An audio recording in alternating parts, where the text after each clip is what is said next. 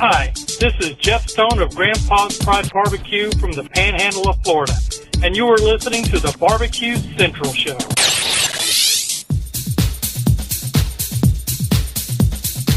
Happy to have you aboard here for the really big barbecue show. Boing. We cook because we have to, and we grill because we want to. Hit me! Fine, how's it going? You have a great show. I'm a big fan. Boing. So what seems to be the problem here? This man looks like he's dead, and he's in the crackle. Charbono! It's all about the charbono, dude! Succulent fish! What? He ate 54 wieners. Oh, listen, Lavernius, shut your face. I'm shaking like a dog shit peach seeds. We have top men working on it right now. Top men. And just like that, we are into the second hour. Welcome aboard here to the Barbecue Central Show. That's right. We talk about live fire barbecue and grilling things. It's a live fire fun and frivolity show. Hey, look at this. Doug Johnston used Oklahoma Joe's smoker this weekend. How about you? How do you like that, Doug? Is that a pre-sale Oklahoma Joe, or is that a post-sale Oklahoma Joe? If you have one with the number stenciled in, you got to keep her. Or Joe will buy it from you. Did he say he had a dozen or 20? He made those cookers, bought those cookers back. That's great. I love that. Still to come on the show this evening, Sam, the cooking guy, and Mitch Benjamin. That's right, of Meet Mitch. Don't forget, you can follow me socially at BBQ Central Show on Instagram, Twitter, and TikTok, and Snapchat /BBQ Central Show.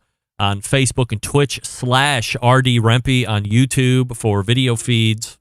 Don't forget, you can also get an ad-free podcast feed if you so desire by becoming a patron over on the new Barbecue Central Show Patreon page, which is patreon.com/BBQ Central Show. Also, if you are an Apple Podcast user, you can get the ad-free show feed by subscribing directly within the podcast app there on Apple Podcast for a small monthly fee, or you can do neither and continue to get the feed as is and enjoy at your leisure. Just one would be ad-free. Coming up on the best moments of the Barbecue Central Show in 10 minutes or less this coming Friday, episode 184, taking you back to June 28th, 2016. What could be going on then? How about this? Being featured on this coming show this Friday, fellow by the name of Tim McKeska. Does that name ring a bell? Does anybody know who Tim McKeska is? Well, you should, because Tim McKeska is from McKeska brand sausage, widely known as the first family of barbecue. And within the minutes of this particular episode, Tim talks about his family's long history in the barbecue industry, how they all came over from, what was the name of it? I'm not going to remember. They came over from, well, I can't remember now. I just listened to it earlier, too, just to check. There was a name, and then it's now whatever it is today, whatever. I can't remember. But they came over as butchers and farmers, made sausage, taught Tim the trade. And so you talk about Tim's long family history in the barbecue industry, how McKeska Brands has grown over time. If you have ever had sausage in a barbecue restaurant outside of Texas especially, there's a really good chance, whether you knew it or not, that you were eating McKeska brand sausage. For instance, there was a barbecue restaurant on the west side here of Cleveland when it opened, and then for many years after it had been opened, that was serving McKeska brand sausage. They were using the jalapeno cheddar. They were using the traditional hot links, and they sold them as blankety blank sausage, their own brand. McKeska really big on private labeling. They also sell McKeska brand on their own, but if you are somebody that wants to have a sausage to sell, but you don't want to go into making a recipe or doing any of that other stuff. Or even better, if you want to sell a sausage recipe that works and you know that people like it, then private labeling is something that you would want to check out.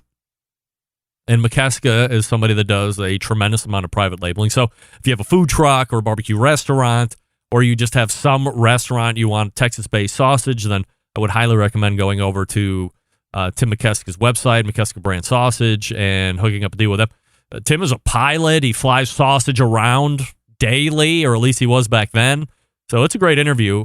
Plus, it's a great long-form interview, too. So not only are you getting 8 or 9 minutes that John's put together for you, but if you go back and listen to the whole segment, because the whole show is linked in the show notes, it's worth the listen. It's great. Don't forget, you can email John if you would like to hear a specific guest or segment on the show that you have heard in the past. Send him an email, john@thebbqcentralshow.com. That's Jon, john@thebbqcentralshow.com. And then there's this. Uh-oh. I'm here to tell you, gang, if you go to a fast food restaurant and order a spicy chicken sando, and it turns out that it's spicy, or there ends up being a lot of hot sauce on it, who should you blame? This is a question I'm asking you. This isn't rhetorical. I'm seriously asking you. If you go order a spicy chicken sandwich and what you get is spicy and or has a lot of hot sauce on it, who's at fault? Well, I'm here to tell you that a pair of Memphis, Tennessee teenagers are blaming Burger King. Damn you, Burger King! That's right. In the beginning of June, as the story is just unfolding, a young lady went into her BK of choice and ordered a hot chicken sando, left, came back with a male pal in tow, and then burnt some hot caps into the BK parking lot, hitting a few patrons standing around and workers. When asked for comment, they said they shot at the BK parking lot because the spicy chicken sandwich they ordered had too much hot sauce on it. Too much sauce. They ordered the chicken sandwich hot. The amount of hot sauce, that was over the top. Can't handle it. So this young lady did what every other male or female would do when positioned with her situation. Order chicken sandwich. Chicken sandwich comes out hot, has too much hot sauce. I'm going to ingest it. I'm going to push it down. I'm going to internalize it. I'm going to get in my car, drive away, and then realize the only way I'm going to get around this is to pick up my boyfriend or male pal, stick him in the car, and we're going to go back to that Burger King with my loaded gun. We're going to go take some shots into the parking lot. We're going to voice our concern at the amount of hot sauce that was on this sandwich. It was too much. The amount of hot sauce on that chicken sandwich creates violence, incites reckless discharging of weapons into that Nashville, Tennessee. Is it Nashville? Now I got to scroll up on the story. Memphis. Causes one to unlawfully discharge a weapon in a Memphis, Tennessee parking lot, hitting various workers and or patrons that had nothing to do with putting too much sauce. By the way, it's subjective, I think. Did you not look at the sandwich? The first thing that I do whenever I go into a fast food joint, because on the television it's showing you all sorts of sexiness put together with delicate care. Like, people really put in a lot of effort and pride in what you see on television.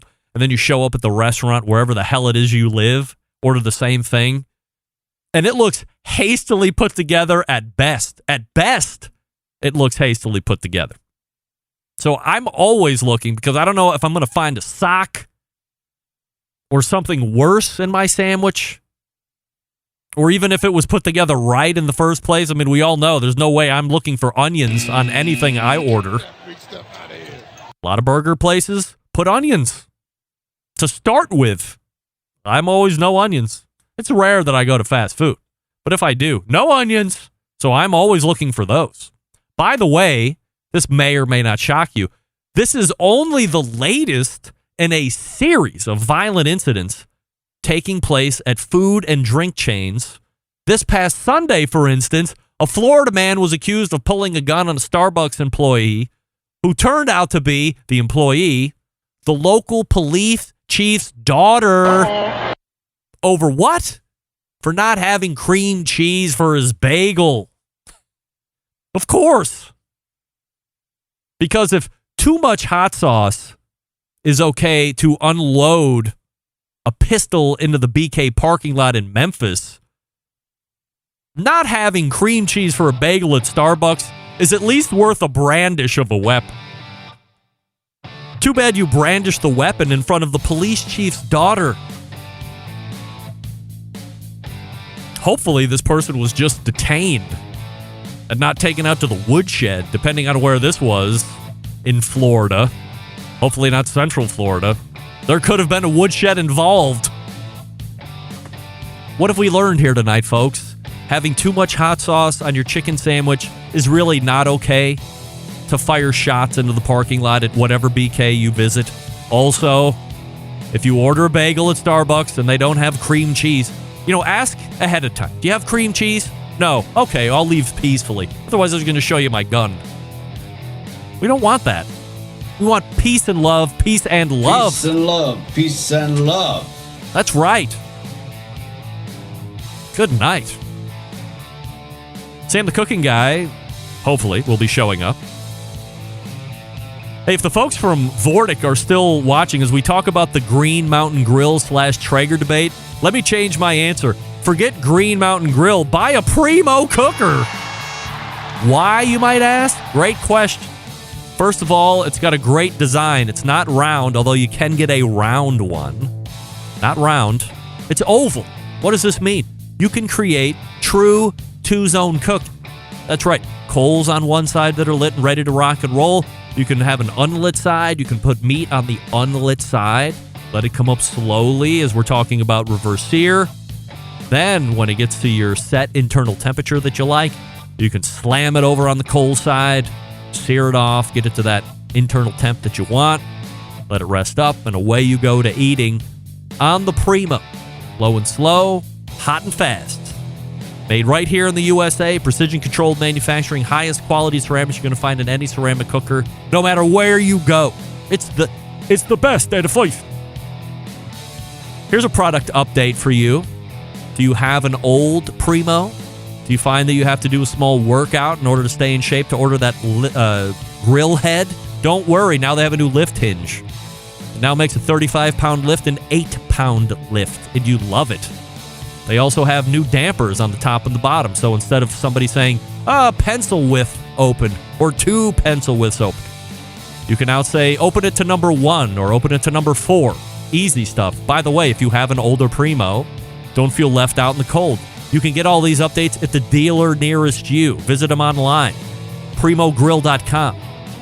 You can visit them on Instagram, Primo Ceramic Grill. You can visit them on the Facebooks, Primo Ceramic Grills. A host of places to go, a dealer network to explore. You know you want to do it, primogrill.com. Visit them now.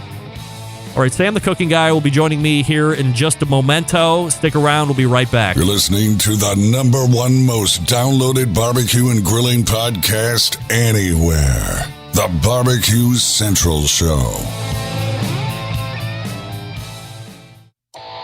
Howard Stern, Jim Rome, Dan Patrick, and Greg Rempe. The Mountain Rushmore of talk show entertainment.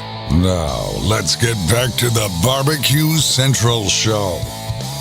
Welcome back. This portion of the show being brought to you by Pit Barrel Cooker, the most unbelievable outdoor cooking device on the planet, currently available in 2 sizes with a host of accessories. Whether you're a beginner or professional, definitely a cooker you want to add to the arsenal, visit pitbarrelcooker.com and tell them the Barbecue Central Show sent you. You can also buy their new cutting board that they're selling, the end grain cutting board. You can find it right there on pitbarrelcooker.com as well. The second hour and the first Tuesday of the month can only bring a visit from the hottest YouTube star there is. Cooking-wise, Sam the Cooking Guy. Hey, Sam. Greg Rempe, what's up? I am excited to talk to you this evening on a number of topics. I don't know if you listened to the first hour, but I had Hall of Famer and really barbecue icon. You ever heard of a brand called Oklahoma Joe's? Absolutely. I had Oklahoma Joe Davidson on for the very first time, if you can believe it. I just got home. I did not listen, but now I will.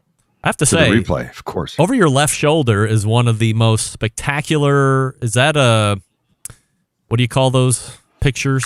Mixed tiles. Yes, are those mixed tiles? It's a mixed tile wall. God, mixed tiles are the best. When I had a real studio with walls, I had my famous people I've met in barbecue in person, which is limited because I go nowhere. But I did have like 15, and most of them were taken at one event that I went to in Texas a couple of years ago. But they're the best. I love those things. No, they're great. They stick up. They come off. They're great people, too. Anytime we've had even a minor issue, we'll resend it. We'll do this. Here's your money back. They're just, I mean, honestly, I wish all companies were as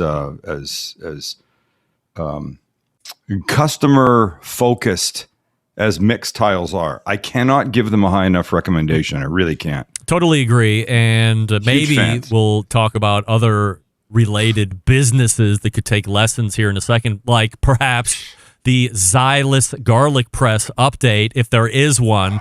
But look, let's start here. Go ahead. And talk about something that you have been really burning on for some time now. And I don't know if folks really know this or if they're really avid watchers of your show. I'm sure they have a hint of what I'm going to be getting at here, Sam. But you are a champion of the people. You fight for the little guy or gal. And there has been a specific item that you have been trying to correct for months at your local grocery store's meat counter. So if you don't mind giving us the high-level backstory and where you are in resolution of this matter, I think it's great. So it used to be called Vaughn's. It'll be meaningless to, I think, people much further east than, I don't know, maybe Arizona. It doesn't really matter. It's a big chain. Safeway, everybody knows Safeway? Yeah, Safeway, Giant Eagle, Tops, exactly. Kroger, Okay, no. I'm saying Publix. Safeway is the parent of this, Vaughn's. Oh, okay. Yeah. It's a big supermarket chain. So they redo the store. It goes from a Vaughn's to a Pavilions, which is their higher level store. Bigger variety, better selection of whatever. Yes, way more expensive, but they got some crazy wine, whatever. It's whatever. So they do this big remodel. The meat counter, which is also seafood counter, goes from like this to this. It's huge. It's huge now. But there's no way to let anybody know you're standing there because there's no bell and there's no window. And there's obviously nobody just standing outside so the general public can see. They're doing all their work in the back. So I go there and I need something and I wait like 10 seconds, maybe 15. It's not that I'm impatient, but I got shit to do. I'm on a schedule. I want to get my stuff done. And nobody shows up, so I go in the back. I kick the door open with my foot because it's probably got meat juices all over it. And all the guys are in there in their white coats cutting meat. And I go, could I get some help? They're like, sure, no problem. Like this is a regular everyday occurrence for them. Out they come, I get my stuff and I go away. So that's me. And I'm okay doing that. But I walked by one day. This is maybe 8, 9, 10 months ago. And there's a sweet little, I assume sweet little elderly woman standing there. And I know the move. And I say to her, how long have you been here waiting? And she goes, 5 minutes. I go, is somebody getting you something? She goes, no, nobody's shown up. I go, I'll get you somebody. Same move. I go kick the door open like John Wayne. I go, somebody needs help out here. And they go, okay. It's like no big deal to them. Okay, sure, I'm on it. Obviously. And they're all like friendly. So now I'm in the store and a couple months ago, and there's a group of executive types. They got the white shirts, the ties, name tags, no jackets. And I walk up and I go, you guys look like you're important. Can I ask for some help with something? Oh, of course. What can we do for you? And I explained the problem. And the one of the guys, clearly the boss of these guys, it's like, well, you know what? We really want to be forward facing with our customers and blah, blah, blah. And we'll think about it. And I go, forward facing implies that you're facing your customer. You can't see your customer and nobody's there to help them. Well, it's this and this. And I go, it sounds like nobody wants to do this. He goes, no, we'll look into it. A couple weeks go by. I forgot to mention that maybe 6 months before this, I say to a guy helping me one day, can I make a suggestion? He goes, yeah. I go, why don't you get a bell? He goes, they don't want it. I go, who doesn't want it? He goes like this. They don't want it. I assume he means the meat bosses in the back. Yeah, managers. This guy was not a sort. meat. Yeah, this guy was not a meat cutter. He was a service counter guy. And I go, they don't want it. Why wouldn't they want it? And I can only imagine they don't want it because they don't want to be bugged. But let me tell you something. If people aren't buying your fucking meat, you won't be there to be bugged. Right. So now I have this conversation with this group of executives. A couple weeks later, now it's really starting to chap my hide. So we're shooting an episode one day for YouTube, and I discuss the problem, and I tell what had happened, and then a week later I talk about it again. So 2 weeks ago, I walk in the store, and the manager comes up to me and he goes, "Hey, can I ask you something?" I go, "Sure." He goes, "Can we call a truce?" I go, "What do you mean a truce?" He goes, "A truce from you talking, what you've been saying about the meat and the Nobel and the counter, whatever." And I go, "I'm only saying that because it's a legitimate issue in my mind that nobody's doing anything about. And I want you to understand, it's not about me. I don't need to push a bell. I know how to get your guys' attention. Whether they like it or not, I know how to get their attention." He goes, "Look, we're working on it." I go, "Are you really?" And he's a really nice guy. And so I'm being a little bit of a dick. I go, "Are you really?" He goes, "Look, it's a bigger problem than just putting a bell." I go, "I could probably go down like aisle 7 where you sell brooms and shoe polish. Pretty certain there's some kind of bell there." He goes, "Look, it's kind of a company-wide thing." I go, "See, this is when I become an asshole." I go, "Company-wide to ignore the customers?" He goes, "No. When we've redone these stores, there's been a window between the meat section in the back and the counter. Yeah. So you can see somebody." I was going to ask you about that. He goes, "It didn't happen in this store." Oh. I go, "So that means there's never going to be a way to help people." And by the way, even if there is a bell, unless you're looking up, and I'm thinking when you're cutting meat, you're looking down, unless you're looking up every 2 seconds, I mean, what's the point? Right. So he goes, "I'm working on it." I go, "Okay, I'll tell you what. We'll go with your truce for a month. But if nothing happens, I'll be honest, I'm going to keep talking about it." By the way, I had gone online, found their customer service nonsense, emailed them, told them the problem. Do you know what they said? Nothing, because they never wrote back. Really? Yeah. Now, in between all this, a handful of viewers have sent me copies of them reaching out to the pavilion's sales help, whatever online stuff, with a customer service stuff, saying, "We don't understand why this guy's talking about it, why you guys won't do anything about it." So last week I walk into the store, I'm getting something, and I hear in my ear somebody go, "Not one, but two." And I look, and it's him, and I realize what he's talking about. I immediately look at the counter. There's 2 push button for service things. Really? Look at this guy winning at life, championing Mark the people. Combs. Mark Combs. He's now a hero. The episode. It was the yesterday's steak episode. Yeah, the steak episode. Yesterday's episode. Yeah, the Thai peanut steak. Yeah. Yesterday's episode. I mentioned this. I called him a good guy, and the comments underneath the description were like, "This guy's great. He should be this. He should be that." He was getting in trouble from his bosses because of this issue. I go, "Because of me talking about it?" He goes, "Well, a little bit." I go, "You shouldn't be getting in trouble. They should be getting in trouble for not putting this bell in." I don't understand where this guy wouldn't have just said, "Okay, I'm going to go get the old-timey stainless steel bell and plop it on there. Or maybe go a little 2021 tech and get the wireless doorbell thing to plug into the meat cutting room and then leave the plunger out there. And that way it sounds back there. I mean, how easy is that? And is he really getting in trouble? Is this a thing where this is the higher level market and it's just above somebody to ding a bell? No, I think he was getting in trouble because I was talking about it. And the boss's expectation was, I'm surmising this. I don't know this for sure. But I think that he was getting in trouble for not handling me. Not squashing the complainer. How could he possibly squash somebody that has almost 3 million YouTube subscribers? I mean, even if 5% decided to take up arms and stuff an inbox, they're going to be screwed. It's crazy. How can he quell you? It's nonsense.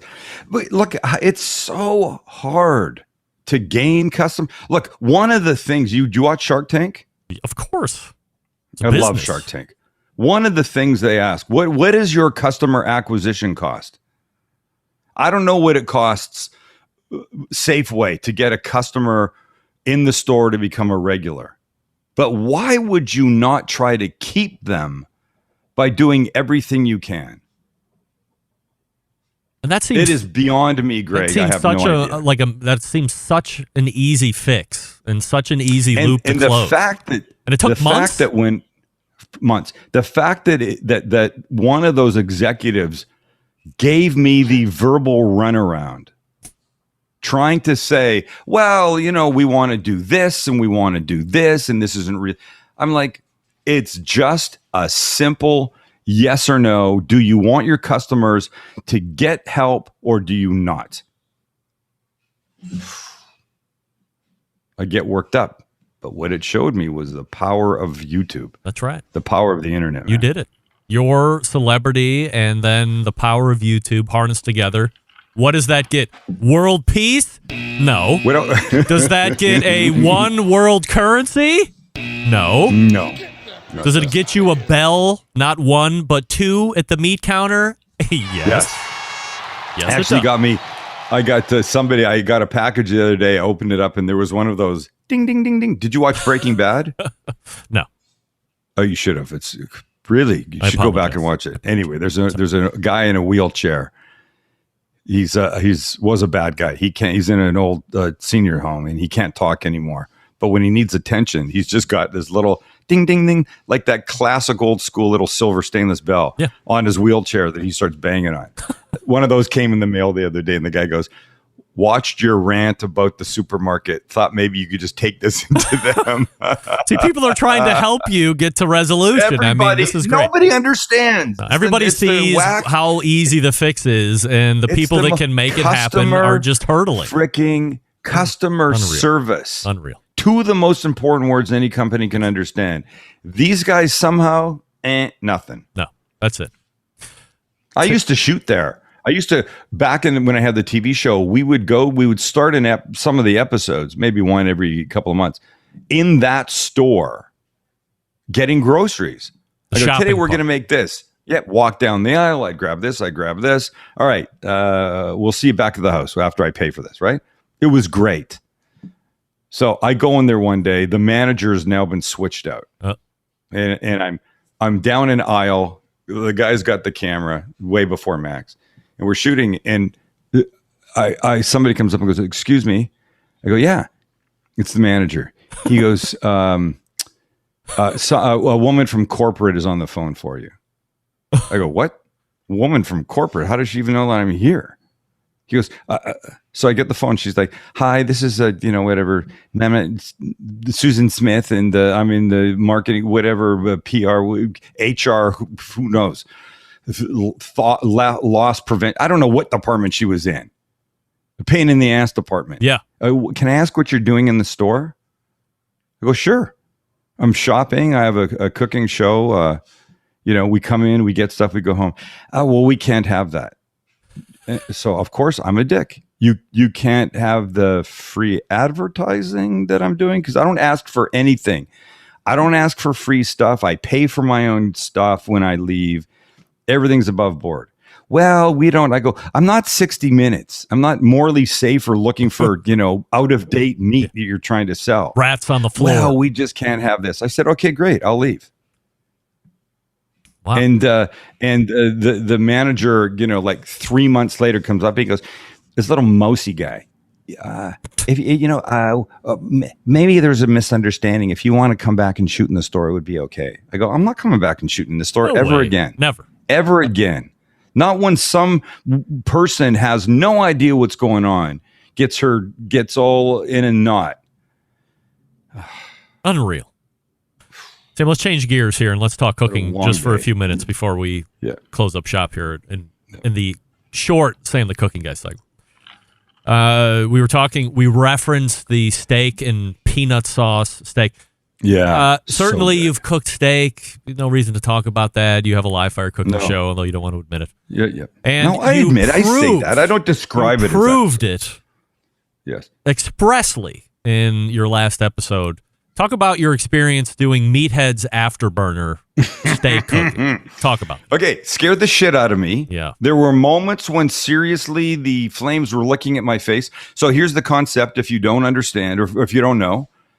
You take those chimneys, charcoal briquette chimneys, you fill it up, you get them going. When they're white hot at the top, you put a rack on top of it and the steak right on top of the rack. It's literally like, it's not literally, it's like cooking a steak on a jet engine. If the jet engine shot flames, vertically straight up. I was going for char. That was the whole point. I wanted an amazing char on it. So I wanted it as close to as much heat as possible. The second that Max suggested we do this peanut sauce thing with steak, a really good crusty charred up steak was front and center in my mind. But I had two of them. I had two steaks and not quite enough room on the top of the chimney to do both. I got two big wide ribeyes. So I had two of the chimneys, flaming hot, rack on top, steaks on top, little oil, salt, and pepper. That was it. Could you have gotten away with half the amount of charcoal in each chimney and been okay, do you think? Or would have not given you the best result? In my mind, I wanted, and I'm not Meathead. I've not cooked 18,000 steaks or whatever, maybe 18 million, who knows, whatever he's done. I wanted the steaks as close to the charcoals as possible without sitting on them, which we did a month or so ago. Caveman style. I wanted to see what that was like. But in my mind, I needed the coals like almost right to the top of that chimney. So I should have actually put a few more in so it rounded off the top because, they shrink and they burn down and they get a little smaller. But I don't know, maybe not. It may be so concentrated because it's coming straight up that tube that you don't lose any heat. It could have been fine.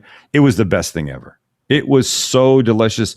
And if you look at the picture, you see the char, you taste the char, you get that texture.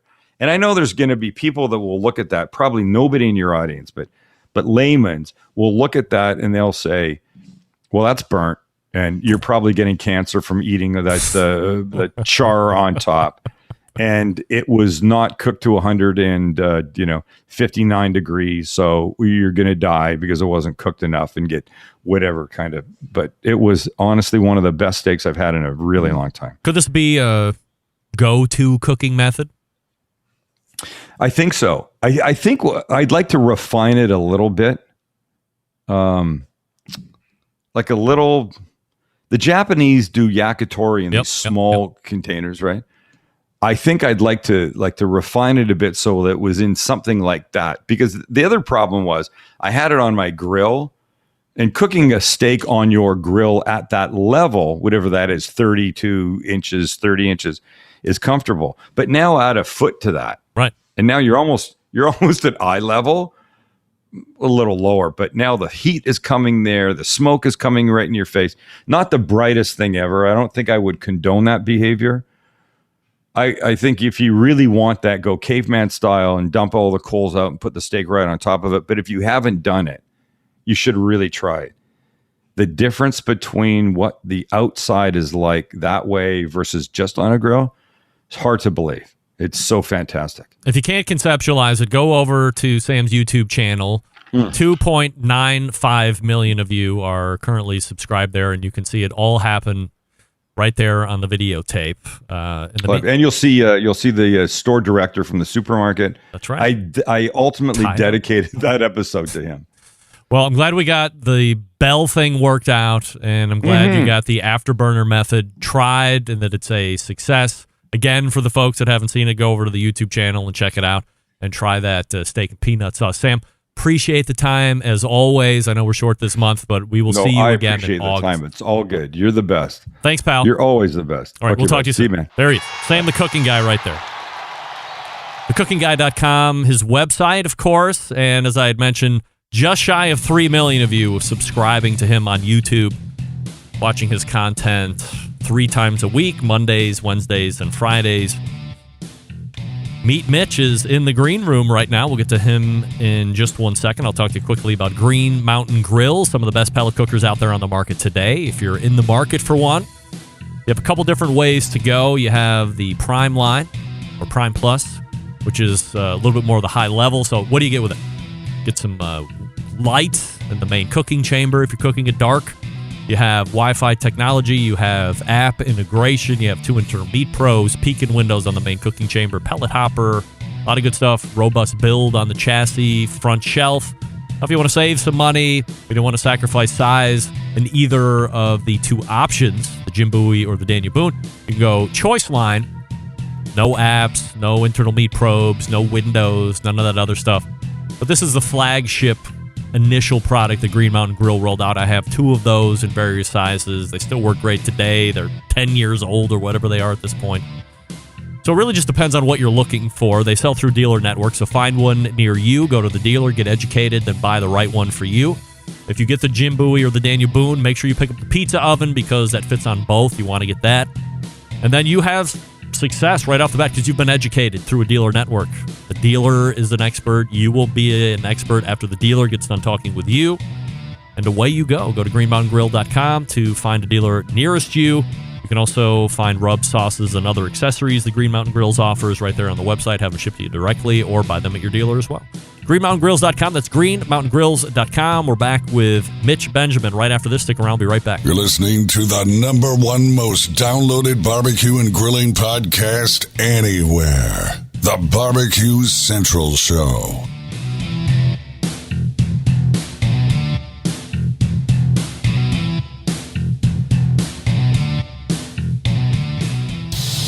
Celebrating over 10 years of prolific and unparalleled live fire barbecue and grilling talk. And yes, it's still being done from Cleveland, Ohio. You're listening to the Barbecue Central Show. This portion brought to you by Smithfield throughout the grilling season for recipes as well as tips and tricks from pitmasters like Chris Lilly, Darren Worth, Ernest Cervantes, and Giles Cridland. Visit smithfield.com, or if you are a competitor and a committed cook, go to smokinwithsmithfield.com and report your first place wins in shoulder and ribs over there. That's smokinwithsmithfield.com. Everything else over at smithfield.com. All right, closing the show tonight, a guy who first came on the show back in 2012, if you can believe it. If you love barbecue sauce and related barbecue products, you probably already know him, or at least know the name. Over the years, he's become a force in the sauce business, has also created a successful barbecue mail order business to boot, and as of today, he can add author to the items now checked off. Let's race to the hotline and welcome back the creator of Meet Mitch line of products, Mitch Benjamin, joining me. Hey, Mitch.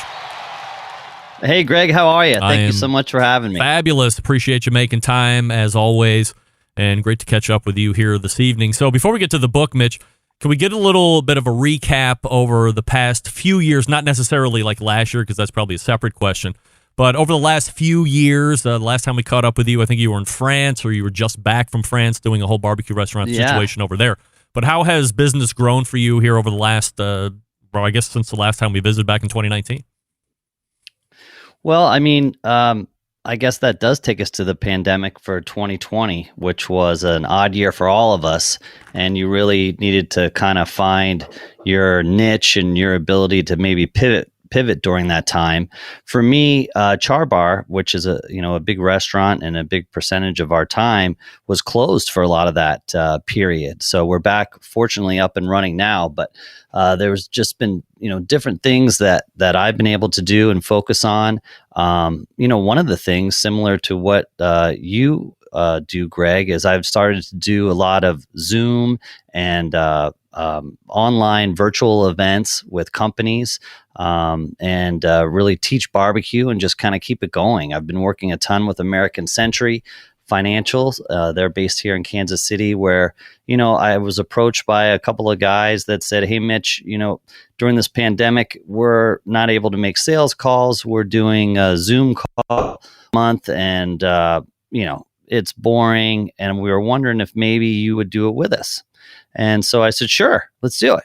And so they would do about 10, 15 minutes of their selling and educating of their products. And then I would do a half hour of barbecue. And during that time, everyone was home cooking. When I would talk to a lot of my major retailers, they would say the barbecue space was the fastest growing segment of their business, with Traegers and Yetis and sauces and rubs. And so everyone was cooking. So we did a segment, we'd start doing segments on barbecue, how to do competition ribs, brisket, stuff like that.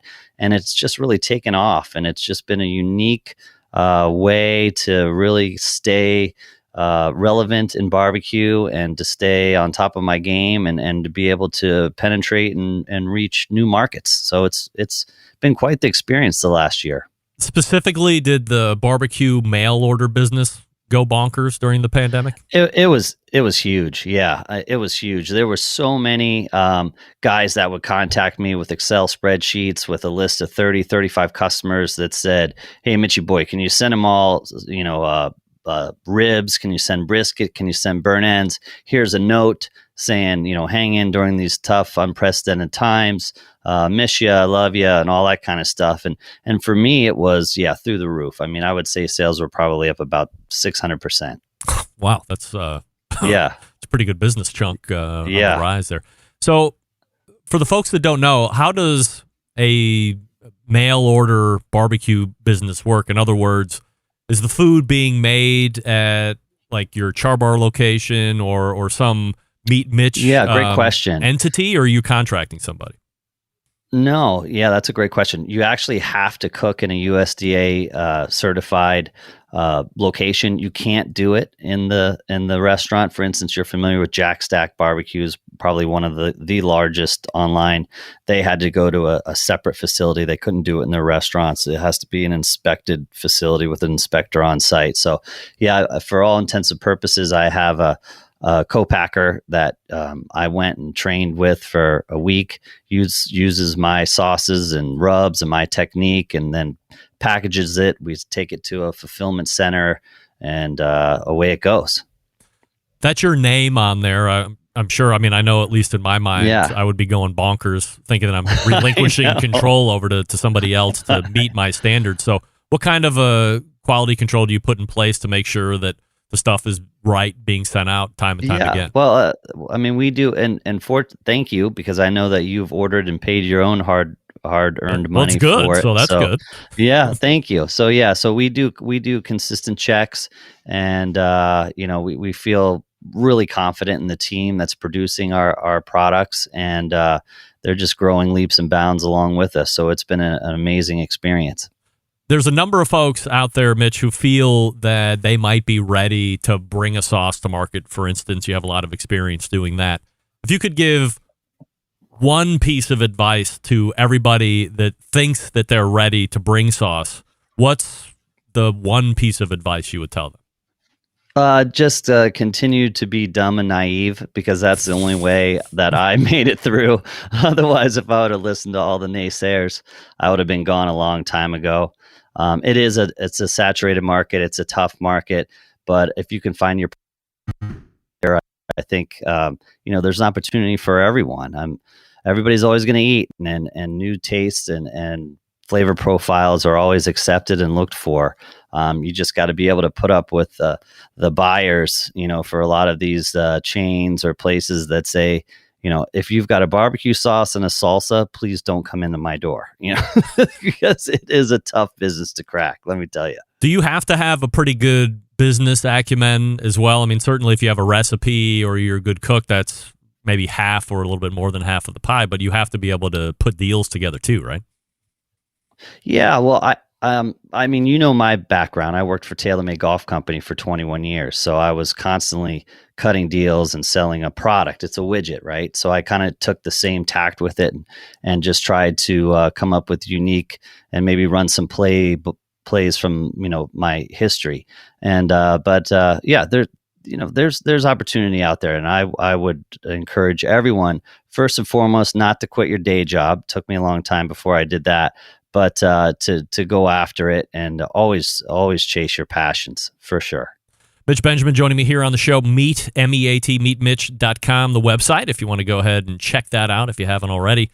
So let's talk about this thing right here, Mitch, the barbecue what a revolution day, huh? book. How about that? We launched today, so I have it in my hands. I'm sure a number of other folks have it landing on their front steps, stoops, and patios and the like here today as well. I'm always interested to hear how book deals come together, and it's quite a different world that we live in as it relates to books. 15, 20 years ago, people were getting into doing books to make a living at it. You could get a good payday with that advance and, kind of coast for the rest of the year. Now, I mean, you're a fairly high-profile guy in the industry, successful restaurant owner, successful barbecue team, friend of George Brett, doesn't hurt. Are you shopping a book idea, or are people coming to you, publishers coming to you saying, hey, Mitch, do you have a book in you? Well, I appreciate the question. And first and foremost, today was publication day, which was a real surreal event. I never probably thought that I would ever have a day like this, but also with the power of Amazon, everyone received their books today on the same day. So I have had literally a just rolling text messages and emails and from everybody that I know and love, just congratulating me, filming themselves opening up the box with the book in there. I mean, it's just insane. It's been overload. It's been awesome. So I really appreciate all the support and love from everybody out there. How it came about was kind of unique.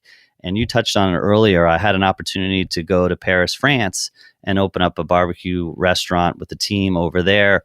Upon returning, I brought Paul Patterson, my head chef over there with me. We went to Memphis in May, got on stage winning 2 different events. It was just a Disney book kind of story, and it got headlines and a lot of press. And from there, I was contacted by 2 or 3 book publishing companies. So I didn't know how it would work really. But one guy kind of, I responded positively to all of them. One guy was a little more eager to help me figure out how to do it. And that was a guy from Harvard Common Press, which I figured that sounded pretty cool. I like that. Yeah. And so I'm like, let's roll. So he helped me a ton. It was a unique experience because it was done during the pandemic, where a lot of times your editor will travel and be with you during photo shoots and be able to really be by your side and help you a little bit more. My first book experience ever, so I was kind of flying blind, but it turned out great. I had a lot of local support and, all that we could do through conference calls and Zoom and stuff like that. So I'm excited. And today is the day it's born. So it's out there now. From a process standpoint, you've put together programs for competition barbecue. You've put together barbecue training programs for folks like you were talking about on Zoom. You were, doing the whole TaylorMade thing for 20 plus years, doing it that way. Is this just a new process for you writing a book, or was it something completely unexpected? Or perhaps was it a lot, I don't want to say easier, but did it flow out of you a lot easier this time? It did. They give you some guidelines and they try to give you some structure and help you with that. I love the freedom that I had. I think that you've had the book now for a couple of weeks. I think there's a wide variety of recipes. I was able to do pretty much anything that I wanted to do. And a lot of it doesn't necessarily mean your head's in a pit. Some of it are just things that I love to do at home with seafood characteristics and, different things. So I loved all that. I loved the opening paragraph before the recipe, really to tell the story of why it's in the book and your experiences and things, why it means something to you, so that part was all fun. The editors do a lot to help you in putting it all together in the organizational stage of the book. I got to work with Isaac Alongi, who is a buddy of mine and a local hero photographer here in Kansas City. So I thought it'd be cool as shit if Isaac took all the pictures, if George Brett wrote the foreword, and I did the rest of it. I thought that would be a pretty cool deal, and that's what I got done. So I was excited about that. I'm sure it's like kids here, but is there a favorite recipe of the book that you have? I don't know. There's so many. I mean, there's about 78, 79 recipes in there. There's so many that I like. I don't know. I like the seafood crab cakes. I think those are amazing. I love just talking about, burn ends and grits. I love talking about all that kind of stuff. Bao buns stuffed with pulled pork. A lot of it is, it's kind of 3 books in one. It's really kind of an ode to competition barbecue and taking you through a day in the life and what we do and kind of giving you some time schedules and some things, and not really a deep dive into it, but kind of, and it allows you to, room to make your own interpretation of all of those kinds of recipes. And, and then it dives into, and specialties that we have there that we've grown locally famous for, and then really what to do with the rest of your queue. I typically buy a 14 to 16 pound brisket, and then after you've eaten a plate of it, you've got 9 pounds of it in your refrigerator, and your wife's like, what the hell are we going to do with this? You know what I mean? Like, what? Are you just still going to slice it and eat it for a week? Yeah. So there's like tons of what to do with your queue, what to do with leftover ribs, pulled pork, brisket, burn ends, some innovative kind of ideas of fun stuff to revitalize the meat that's sitting in your refrigerator. Mitch Benjamin joining me here on the show talking about the book Barbecue Revolution. As Mitch said, it is born today, so if you didn't get your copy, go over to Amazon.com and order it up. Mitch, Dr. Barbecue says that the first book is always the easiest to write because you've accumulated the stories, the recipes, the life experiences, and now you have an outlet to unload them on. However, it's the second or the third or the 10th book that really proves who the writers really are. That being said, do you think you have another book or 2 or 3 in you, or is this a life experience? You've done it and probably never going to do that again. Well, that's funny you bring up Ray, because I believe it was maybe his first book was the first time I've ever seen my name in a book, because he listed his top 10 barbecue team names and Meet Mitch was in there, and I almost fell off my chair. I remember having cereal on a Sunday morning. I had purchased the book. I'm flipping through it. I'm like, holy shit. I'm running around the house trying to get everybody to say, look what it says, look what it says. So that's awesome. I focused on it and approached the book like it would be the only one that I ever did. And I wanted to make it special from that perspective.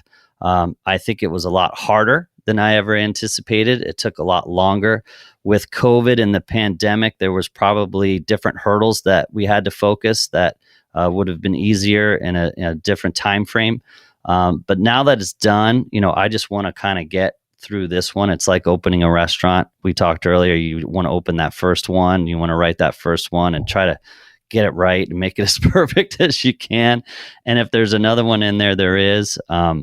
My wife's convinced that there is for sure. So we'll see what happens. I'll probably negotiate differently on this second one, though. I'll tell you that. The question that people always take me to task about, especially 10 years ago, was trying to squeeze what the advance out of somebody was. And in 2021, I think that's not necessarily a great question to ask. And I think the better question now is writing a book another way to get Meet Mitch brand out in front of people that otherwise might have never seen it? And Greg, that's the only reason you do it. I mean, I talked to Chris Lilly, I talked to Jess Pryles, who had written Hardcore Carnivore. I talked to, our mutual friends beforehand and discussed, some of the numbers and things like that. And it's like, they're like, hey, this is an opportunity for branding. It's an opportunity to build your portfolio, and market your product. But if you think you're going to make money off the book, you've lost your mind. So that's the way I approached it. And then that's exactly what I anticipate. So let's switch gears for a second, Mitch. Char Bar, well established, as you would talk about. You're back up and running now, which is great. And the last time that you were on the show, I think we were talking about some other restaurant that was going to be opening. So I guess the question is, did that ever happen, or did it get put on pause, or where are we at with that? Well, there was a big pause, and it was probably for the best. If you would have taken me back when we had closed out our last interview, I would have hoped that Meet Mitch Barbecue would be open and running until we would have ran right into a pandemic. So sometimes things happen for a good reason. We are in a build-out mode of 90 to 120 days. Looking to open end of September, October 1st for the first Meet Mitch barbecue branded restaurant. It will be in Leawood, Kansas, which is probably about 10 miles from Westport, Kansas City, where Char Bar is. And it'll be a little bit different. It'll be fast casual. So it's the idea of where you walk up and you see the cool menu board and you see some exhibition cooking, slicing, things of that nature. You can see the smokers, all that kind of stuff. You place your order, you go sit down, and then the rest is taken care of. You're served from there on out. There's a big bar. There'll be a big outside opportunity for fun, just like Char Bar. There'll be games, there'll be bocce, there'll be TVs, fire pits, all that kind of scene. We've redesigned it 3 times throughout the pandemic, really to take advantage of to-go orders, to curbside stuff, really, worrying about COVID 20, 21, 22, 23, all that kind of stuff.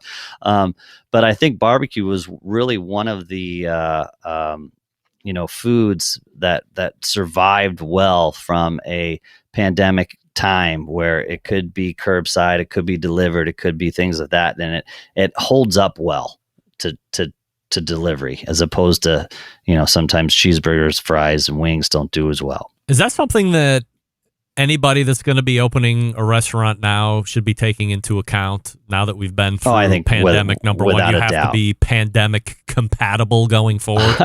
Yeah, I think you need to be vaccinated as a restaurant for sure. Yeah. No, you have to be thinking about that strategically. You have to be designing to that.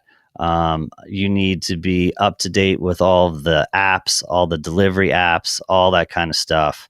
It's just it's a new dawn, and I think we'll go back. I see it today as being normal again. But I think from a business, you have to be, in tune with the to-go business and the carry-out business and the people that just want it to go now. Will we recoup back to people going out as much as they were? I think so. Yeah. I think so. Char Bar, we're not quite at our 2019 numbers. We're not anniversarying them exactly, but we're not far off. And we're a big outside area with the games and the croquet course and the picnic tables and the bars. And I just think, for me, maybe it's wishful thinking, but I'm 100% think that we will get back to normal someday when this is in the rearview mirror for sure. I mean, we're humans. We just love our fun. 100% love our fun. From the Meet Mitch restaurant perspective, is this just a one-off, something to complement Char Bar or have a little bit of diversity between the two, or is there a bigger end game? I would love a bigger end game, but first and foremost, you just want to make one, and you want to make it as good as you can make it. And if you can go from there, so be it. But right out of the gate, the story is there's going to be one, but I would love to have more. In our number, I never end. That's right. In our number one, Mitch, Joe Davidson, Oklahoma Joe, if you've ever heard of him, said that he is going to be turning up at the American Royal this year and cooking. Will you be doing the same? The Royal is the second week in September, and that's exactly when our target date is to open. So I will probably be down there as often as I can just to lend support to my buddies. I entered the sauce and the rub competition, but from an actual cooking weekend, that's our target weekend. So I'm refraining this year with hopes of coming back next year with vigor in a huge party. Will you have any type of competition schedule, or will the restaurant pretty much take that up once you are open? So in May, we did Memphis. So we were in Memphis in May, had a ball. It was great to get back, to get on the river, see all the buddies. We did well. But that's really the only targeted or scheduled competition event that I have. I am heading to Fargo, North Dakota in a few days. Shields. I don't know if you've heard of Shields. It's a athletics store similar to like a Dick's Sporting Goods. They're hosting a barbecue university. They're bringing 15 of us in from across the country to educate their employees, and then to lead our own teams in an actual barbecue competition. So that's coming up quickly. So that will be a fun competition that's not, certified, but it'll be fun. But otherwise, that will probably be the only one I'll do this year, and it'll be solely focused on getting the restaurant open. He's got a lot going on, folks. What can I tell you? The book is out right now, and you can get your copy, Barbecue Revolution. You can go to meetmitch.com, buy there. You can go to amazon.com. You can buy it there. Char Bar is open. Meet Mitch. The restaurant is going to be open here end of September or October, so we'll see how that works out. And in the meantime, you can see what we can see what Mitch is doing through social media. If you want to follow him over on Twitter or Instagram, he's all over there too at Meet Mitch. Mitch, Jesus Christ. Mitch, appreciate it. I'm just going to call you Meech from now on. Forget Podsy. It's Meech. I appreciate the time. It's been a couple years, so let's do this a little bit more regularly. Success with the book, of course. And as soon as I get out to Kansas City, we're going to hit it up and have a good time in the town. We're in. All right, pal. Thanks for coming on. Thank you so much. I really appreciate the time. There he is. Mitch Benjamin right there on the Barbecue Central show. The book is out. The Char Bar is open. The new restaurant is going to be happening. And you, my friends, are going to have an opportunity to win a copy of Mitch's book here in just 1 second. Once again, his website, meetmitch.com. You can follow him on socials at meetmitch. You can buy the book on the website, or you can go to amazon.com. And great insight. Great to catch up with Mitch there.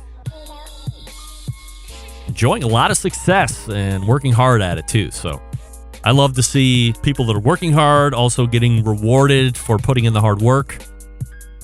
Stick around for your free opportunity to win Barbecue Revolution when we come back. Stick around. We'll do it here in just one moment.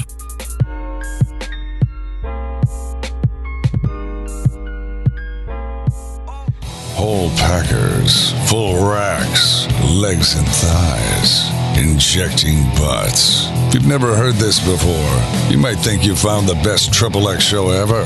Let's get back to the most homoerotic host out there today, Greg Rempe. And this portion being brought to you by Vortic Watch Company, a small batch custom watch manufacturing and vintage restoration company located in northern Colorado. They take antique American pocket watches just like this one, turn them into wristwatches just like this one. Their mission to preserve and enhance the legacy of manufacturing excellence in America. In order to do that, they combine traditional and cutting-edge technology to create unique quality, functional timepieces with exceptional value. And the coolest part is that each watch that Vortic makes is unique and one of a kind. Vortic, founded on the motto that America wasn't assembled, it was built. Check out VorticWatches.com for more information. And while we're up and ready, let's do this. Now's the time where we give stuff away. People give us stuff on the show to give away at no money for you. That's why it's free. Send an email on its way when I tell you to. That's why we give stuff away. Ooh! Everybody's ready to get their hands on the latest barbecue book to hit the market today. As Mitch said, it was born today. Barbecue Revolution. Innovative barbecue recipes from an all-star pitmaster. Meet Mitch Barbecue and Char Bar Smoked Meats and Amusements. They have such recipes as this. Smoked tri-tip steak. And various other recipes. If you would like a copy, send me an email and in the subject line put Meet Mitch. Meet Mitch in the subject line. Greg at thebbqcentralshow.com. You can get your hands on a free copy of the new book by Mitch Benjamin, my last segment's guest, Barbecue Revolution, Innovative Barbecue Recipes from an All-Star Pitmaster. Currently available for sale on his website or on Amazon, but you can get a free one right now. Meet Mitch in the subject line. And we wish you good luck with that. Rick Stoltz won the Black Smoke book, and we'll get that out to him. At some point, somebody won last week, Wally, I think. Wally, I have not. Andrew, you are not. I'm sorry. I have not sent out your book from last week, but maybe tomorrow. There's a very good chance I get out there. I got to go to Micro Center to get a new 10 terabyte hard drive so I can have space on here. I'm not going to get into that on why we're going to do that, but what can I tell you? All right. Let's go ahead and wrap it up all the way back in the first hour. Who did we have? Malcolm Reed, of course. Yes. Then we had first-timer of the show, Barbecue Hall of Famer Joe Davidson, Oklahoma Joe. Second hour, Sam the Cooking Guy. And then closing out the show, or as we say, coming out of the bullpen, Mitch Benjamin from Meet Mitch. And we just gave away a copy of his book. And we do have a winner as we're getting ready to roll out. Somebody named Hootie. If it's the Hootie I know, he's from Pittsburgh, and he is an accomplished barbecue cook in his own right. Hootie, you win. So send me a subsequent email, and in the subject line, put Meet Mitch Winner. Meet Mitch Winner. And I will make sure to send that book out to you. Rick, you will get a book, and Wally, you will get a book as well, even though I haven't sent it out yet. Trust me, it'll get to you. Thanks to Mitch and Adrian for giving me copies of books. There are more books coming in, if you can believe it or not, that we'll be giving away as gifts and free listening prizes. There is an ad-free podcast feed if you want over at the Patreon page, or you can subscribe directly through Apple Podcasts if you want to do that. Big show planned for you next week. Meathead in hour number 1, Jim Clements in hour number 2 from Smoke Barbecue Source, amongst others. September 11th, 2001. I will never forget. Until next Tuesday at 9 p.m. Eastern. This is your program host and proud U.S. American Greg Rempe. Good night now.